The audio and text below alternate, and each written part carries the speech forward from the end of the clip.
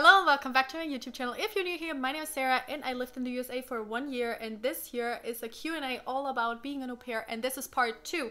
Part 1 was last week and maybe you go and check it out first. And let's get started with the last questions. Wow, das war ja wirklich sehr... Just like in the first video, I have my 2 roommates here. Well, how much did you spend during the year?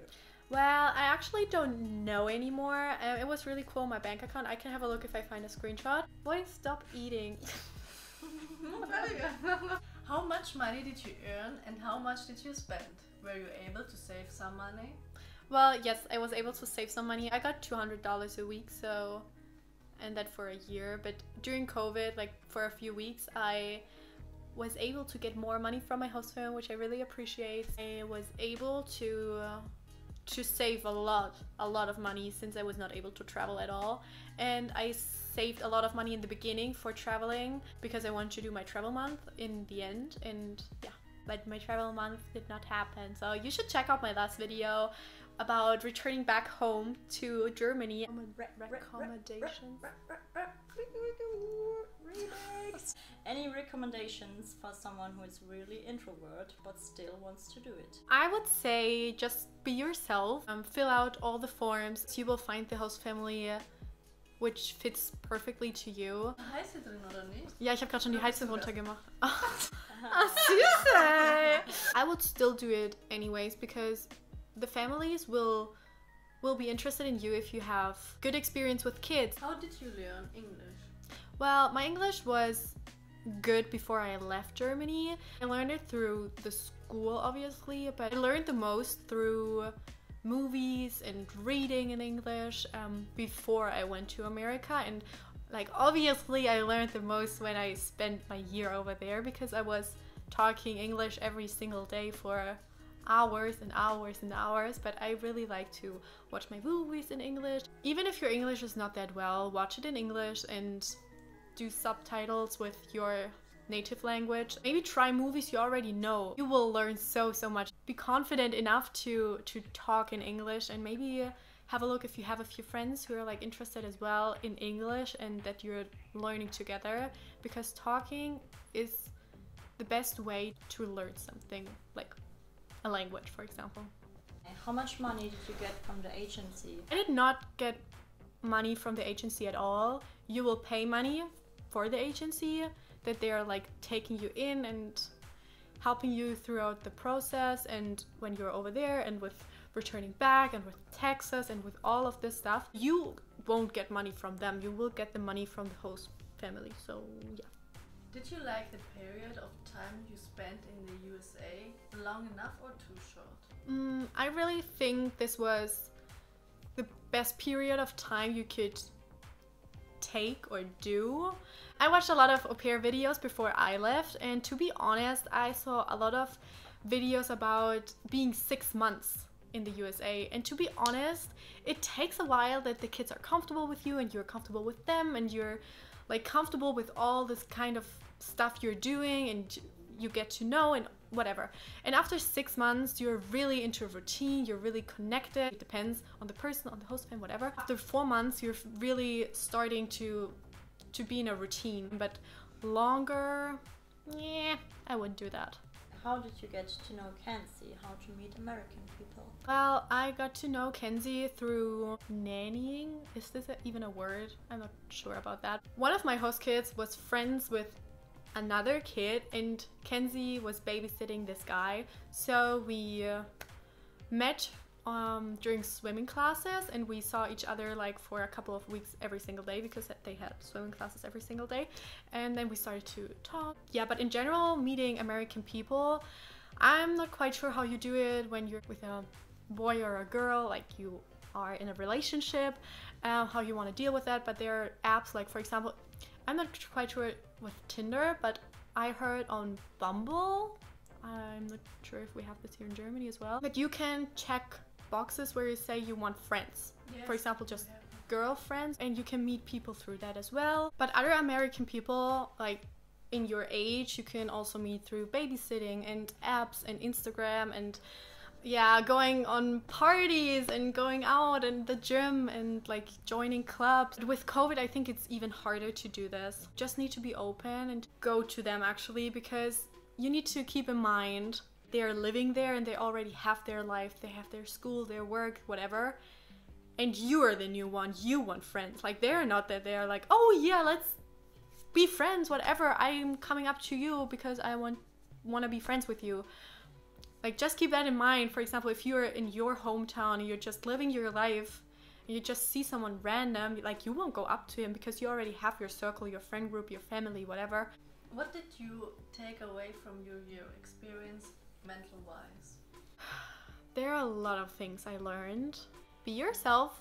Time is limited. Be open. Be confident in who you are. Do what you like and love, because there will always be people who don't like what you're doing, whatever you're doing. So you better live the life you want. Family and friends, you should you really appreciate them. Like, I really appreciate my family and friends, but during my year, I really got to know this kind of love, which I really have for them, because when you spend a year abroad, not being with your loved ones, and you're not able to just see them, like, even if it's like in 3 weeks, you're not able to see them for a whole year, and it's just so hard, and you will be by yourself and you will cry and be alone, and you will like not celebrate your birthday with your loved ones how you usually did it, and this will put you into a situation where you really feel like, I'm alone. But you will get to know yourself so much better, and you will also get to know what you really want, what you want in your life, what kind of friends, what kind of people you want you around. I really started to be even more picky with people which I have around me, how I spend my time, because time is the only thing you won't have forever. Time's limited. Your lifetime here is limited. So yeah. Another thing, so basically there are a lot of things, and I think I could make a whole video out of the things I learned and what I took away from that. Just to be honest, I grew so much out of this situation, obviously, because I spent like a year with a family I do not know, in a country I do not know. I've never been there. I don't know anyone over there. So we would say it in Germany like, ins kalte Wasser geworfen. Next up. Do you like Germany or America more? Well, I would say Germany a little bit more, because this is just my home country, and I really appreciate now, after my year abroad, all the things like insurance and my being with my loved ones. And you can be somewhere obviously all by yourself, and it can be the best time of your life, but if you have people you really love and appreciate and all this stuff, it's so nice to share all those things. But on the other hand side, in America, the people are different. They're so much nicer. You're not always grumpy like here in Germany. They're like smiling, and just they're so nice and kind. And I feel like here in Germany, most of them are just grumpy people. And yeah, I'm not the biggest fan of that. And in America, you can really like follow your dream and do all those things. Did you spend a lot of time with your host family, and do au pairs cook for the host family? Okay, so I spent a lot of time with my host family, and I literally went everywhere where they went. Like, I think I missed like 2 things during my year, but this is a big recommendation from me. Go with them wherever they invite you, like dinner, being with friends, movie night, whatever. It will always be so cool. We watched a movie together, and it was always really, really nice, because if you're not working, you can just leave whenever you want, even in the middle of the movie. And the other thing is, I did not cook for the whole family. For example, with noodles and all this kind of stuff, I always ask my host mom if she wants some too, because my host dad, for example, he's following a strict diet, and my host mom, for example, not. So sometimes I just ask her like, do you want some too? So I will cook just a few more. Or if I did quesadillas, like, do you want some as well? But I was just responsible for me and the kids. Would you recommend being an au pair for people who are more shy in the beginning? Yes, I would recommend it actually to everyone who is interested in that, because you will grow so much during your year. I promise you that. You will be more confident in who you are and what you want and who you want to be when you're just spending a year in a different country and with a different language and all this kind of stuff. So I can recommend it to anyone. And if you're an introvert, that's fine. You will find the family. There's so many people in America. You will find your fit. If you want to extend your year, do you need to stay in the same family or can you change? You can change. It's up to you. The most families want you to stay with them, but it's but it's completely up to you. Whatever you want. For example, you can extend your year for 6, 9, and 12 months, and yeah, you can decide by yourself if you want to stay the next 6 months with the family you already spent a year, or if you want to go and through the process again and just find a new one. That's up to you. How long did it take that the kids are comfortable with you? They were comfortable with me, I would say after 3 months they were comfortable with me. Really connected after like 6 months. After my year I was really like a family member, and my host fam also told me that like, yeah, I'm their favorite. What do you think? How are you going to benefit from your experience in the future? Oh, that's another thing. Like, I could make a whole video out of that. I will benefit in every single situation. When I first arrived, for example, in the training school and on my flight to New York, I questioned myself and my decision about going to a different country for a year. But just to pick a few points, I'm more confident than ever.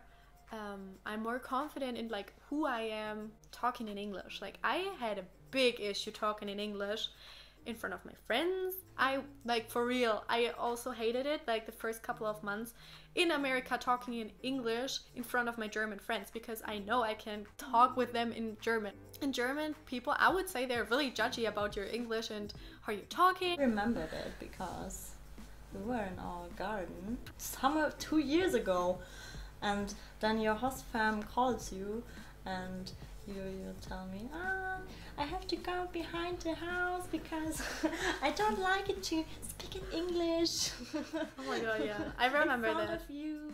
I went to the very back of the house. Danke dir. Yeah, see you later. See you later. Thank you. The arme Chat. My plant's name is Chat. Will you be an au pair again? Probably not. I didn't plan with that, but I'm always open and I don't know what the future holds for me. So it was really cool. I could take it into consideration to be with my host fam again, but not for a year, maybe just for a couple of weeks or months. Is your bank account closed now? No, it's not. It's still open because I was not able to call them yet. Alright, last question is, how are you being back? Did you grow?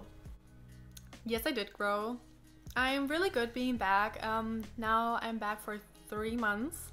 I grew a lot throughout my year, and I'm really happy that I did all of that. And yeah, it's crazy to be back home because I'm not sure if you're in contact with an au pair, but a lot of au pairs are saying it's so weird to be back home and to be back in your old room with your family in your old house, and like just to be back in your circle with your friends, with your family, because you outgrow out of a lot of friendships. I don't want to be mean, but obviously everyone is growing. But if you're abroad, if you're just taking so much in and having so much new experiences, you will obviously grow more than the other people do. So with some people you will probably not be good anymore, or just don't feel connected with them anymore, or feel even more connected, or even more appreciate their friendship. So you will grow so much whenever you're traveling, whenever you're doing something out of your comfort zone. And if you like spend a whole year out of your comfort zone, then you will grow. And this is just such a nice process to watch.